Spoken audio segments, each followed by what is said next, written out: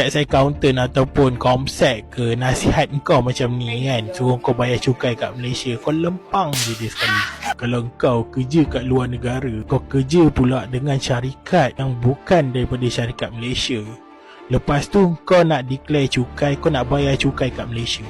Kalau nak declare tak ada masalah, cuma kau tak perlu bayar cukai.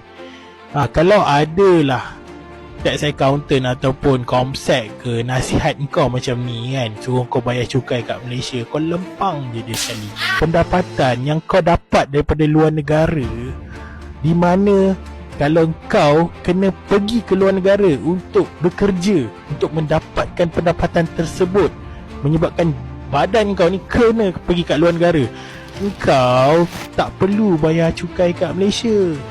Kau janganlah bayar cukai dekat Malaysia, kau bayar dekat luar negara sana pun kau bayar. Kau cukuplah kau bayar cukai kat negara yang kau kerja tu je. Benda macam ni pun kau tak boleh nak fikir.